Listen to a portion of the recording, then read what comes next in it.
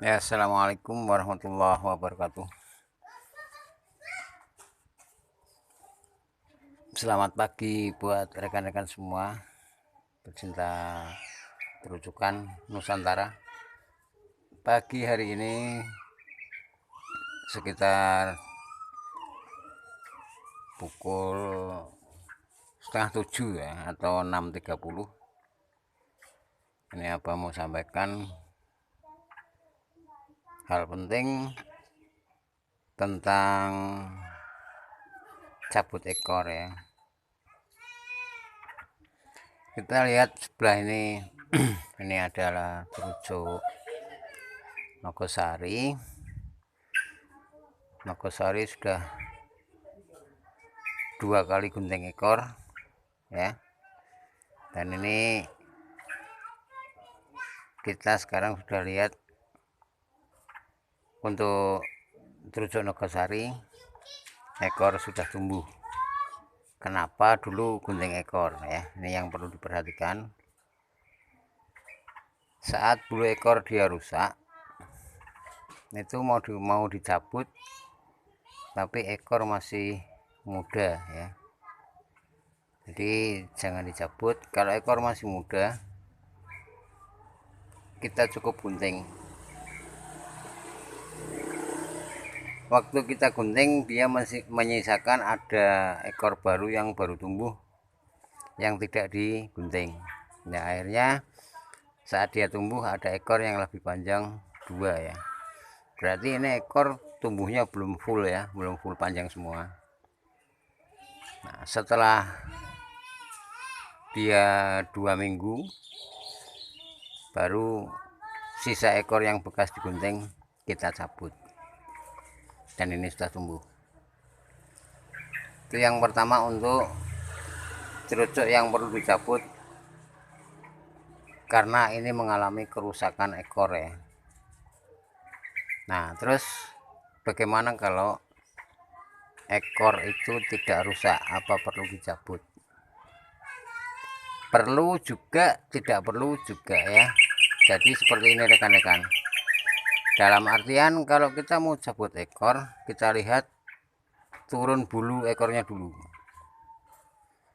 Seperti ini, terujuk jonggol. Ini di tempat Abah sebenarnya ada keterlambatan masalah cabut ekor. Nah, saat kita mau cabut ekor yang pas adalah saat ada bulu ekor yang turun ya, yang jatuh di sangkar ya, di bawah ya. Nah, untuk membedakan ini bulu ekor atau bulu sayap yang turun, kalau bulu ekor itu lurus rekan-rekan ya, tapi kalau bulu sayap bengkok. Nah, ini salah satu contoh bulu sayap. Jadi kalau ada turun bulu yang bengkok seperti ini, agak melintir ya, ini adalah bulu sayap. Kalau sayap tidak perlu dicabut rekan-rekan, kecuali sayap itu rusak-rusak ya. Ya rusak pun kalau 1-2 ya. Kalau terlalu banyak ya enggak usah dicabut. Nyabutnya 1-1 atau 2-2. Hari ini misalkan cabut 1 atau 2, setelah tumbuh yang rusak lagi dicabut lagi, seperti itu ya. Nah, ini sudah saatnya sebenarnya untuk cerucuk jonggol mulai kita cabut, cuman Abah ada keterlambatan. Ini tinggal berapa lembar nih ya, paling tinggal 2-3 lembar ini. Nah, ini baru sebenarnya kita perlu cabut. Nah, nanti ini kita akan cabut nih, tinggal berapa lembar saja, berarti sudah turun bulu ekor. Nah, kalau sudah mulai turun bulu ekor, kita cabut semua enggak apa-apa. Jadi akan menambah burung, juga akan tetap cepat jinak. Biasanya juga nambah volumenya. Terus burung yang tadinya enggak gacor juga akan bisa gacor. Jadi maksudnya seperti itu. Cuman di sini Abah sampaikan saat yang mana untuk cabut ekor. Nah, saat yang tepat setelah kita lihat, oh ada yang lepas ini satu, ada yang lepas, sudah kita mulai cabut saja. Nah, cara cabutnya bisa menggunakan air hangat ya. Kita basahin dulu di ujung pangkal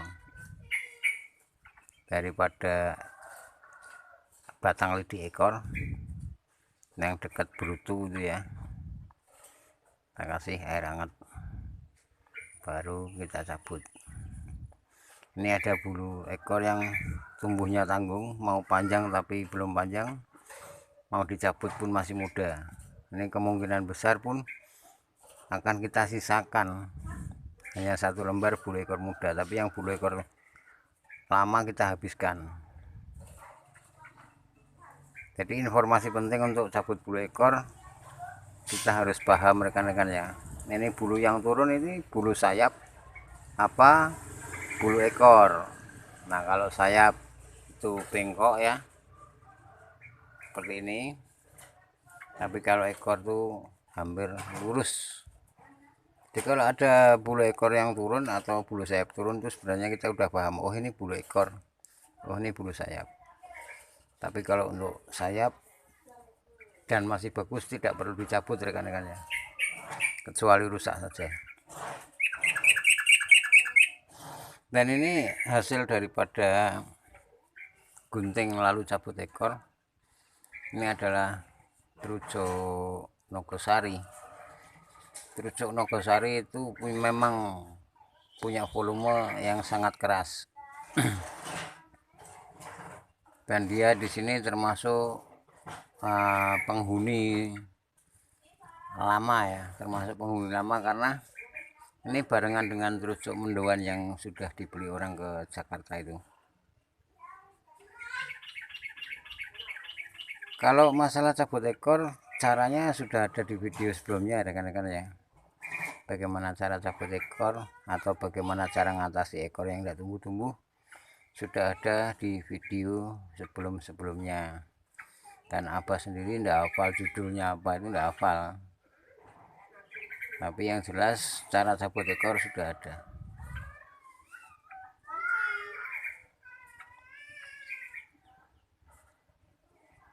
Nah, ini akan kita turunkan Trucuk Gatot Kaca ya. Gatot Kaca ini lagi dorong bulu ekor.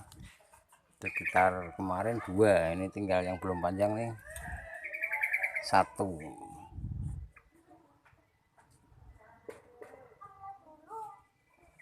Tukar Trucuk Jonggol kita naikkan.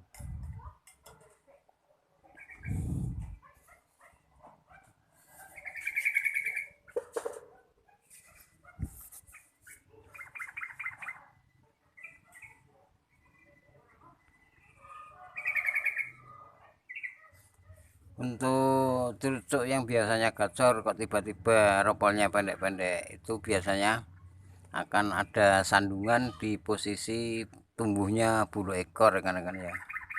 Misalkan ini seperti Gatot Kaca. Gatot Kaca kan biasa ropol panjang, tiba-tiba dia ropol lagi tapi ada dorong ekor yang belum penuh, biasanya dia akan nyandung ropol jadi agak putus-putus. Jadi kalau ingin hasil ropolan yang sempurna, biasanya ya nunggu bulu sempurna, baik dari ekor maupun sayap. Mohon maaf rekan-rekan, banyak motor lewat, suaranya keras-keras. Ini Trucuk Gatot Kaca.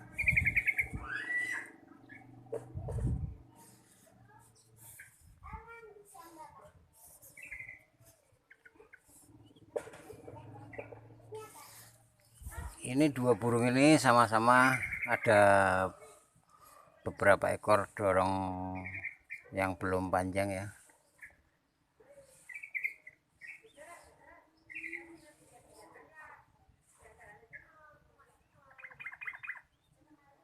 Jadi informasi untuk cabut ekor, yang perlu dicabut dan yang perlu digunting, cara melihatnya seperti informasi yang Abah tadi sampaikan. kita lihat dari ekor yang turun dulu ya. Jadi kalau ada ekor yang turun dan itu ekornya panjang semua, cabut aja semua teman-teman, biar nanti tumbuhnya bareng, gacorannya tidak nunggu dorongan-dorongan 1-2 ya. Cabut aja enggak masalah, malah nanti hasilnya burung itu akan lebih gacor lagi. Ini untuk cerucuk Garot Kaca sama Lupis itu programnya dulu cabut ekor melalui program usia muda. Waktu umur 4 bulan ini sudah kita cabut, padahal ini dulu pernah diupload di video yang sudah lama, itu saat dia usia 3 bulan dia ngeriwik-ngeriwik itu kandangnya merah lah, itulah cerucuk Garot Kaca. Setelah masuk 4 bulan sama dengan cerucuk Lupis kita cabut. Nah, setelah tumbuh di usia 5 bulan dia mulai ngeriwik dan mulai agak-agak keras ya. Nah, saat masuk 7 bulan dia ngeriwiknya sudah mulai keras, sudah ada tambahan ceroknya, ceroknya udah muncul. Nah, masuk 8 bulan ngeriwiknya semakin keras, sudah mulai belajar opel. Nah, masuk usia 9 bulan dia sudah angkatan birahi pertama, itu sudah saatnya mulai ropel dan mulai ngeplong. Nah, ini tepat pas genap 1 tahun ngeplongnya sudah, dan dia dalam 1 tahun mengalami birahi 2 kali, jadi 2 kali over birahi ya. Jadi burung-burung bisa ngeplong itu tergantung dari masa birahi masing-masing burung. Dan burung rajin gacor itu biasanya burung pun tetap sering alami birahi. Seperti ini cerucuk jonggol, dia mulai belajar opel panjang, tapi dia belum pernah birahi di sini. Dan Abah enggak pernah pancing dengan EF biar birahinya tinggi, enggak ya. Abah tetap pakai cara makanan pur pisang alami aja. Kalaupun pakai jangkrik itu sesekali saja. Itu pun tidak banyak, paling pagi 1, sore 1. Itu pun belum tentu 3 hari, 4 hari, 5 hari, kadang seminggu sekali, kadang enggak ketemu jangkrik ya. Jadi informasi pagi hari ini tentang cabut ekor itu sangat penting rekan-rekan ya. Akan kita tadi sudah bedakan antara yang perlu dicabut yang bagaimana, sudah diuraikan di awal. Dan tentang cerucuk Garot Kaca dan Lupis cabut ekornya waktu dia masih usia muda. Demikian rekan-rekan, sekedar informasi saja agar tidak punya pemahaman kok semua burung cabut ekor ya. Jadi hanya sekedar informasi, karena semua burung terutama cerucukan ini pasti akan mengalami turun bulu. Nah, di saat pas kita lihat turun bulu ekor dan ekornya itu lurus, bukan bengkok ya. Kalau bengkok sayap, nah itu sudah saatnya yang tepat untuk mulai cabut ekor. Akan tetapi kalau misalkan kita dapat burung tidak tahu usia berapa, apalagi ini dari Om Yokan misalkan, itu tidak apa-apa, kita cabut pun tidak masalah. Tapi jangan langsung ya rekan-rekan, jangan langsung beli di rumah langsung cabut ya. Kita simpan dulu di kandang beberapa hari. Setelah kita melihat karakter dia mapan kandang mapan rumah, kenal dengan penghuni rumah, baru silahkan mau mandikan mau cabut silahkan. Demikian informasi pagi hari ini, semoga untuk rekan-rekan paham. Mohon maaf atas segala kekurangan. Abah hanya manusia biasa, Abah hanya menyampaikan Abah yang tahu saja. Nah, kalau misalkan mau dikritik, mau kasih saran, itu sebenarnya tidak ada masalah. Dan sekali lagi Mohon maaf kalau Abah ada keterlambatan balas komen, karena kegiatan Abah tidak hanya pelihara burung ya. Kelihatannya kalau kita yang kenal Abah banget, jadi banyak kegiatan di luar memelihara burung. Dan kalau Abah lebih suka jawab komen rekan-rekan daripada balas WA ya. Sedikit ada perbedaan. Kalau balas WA itu kepentingannya untuk pribadi, tapi kalau balas komen itu bisa dipahami dan dibaca oleh banyak orang.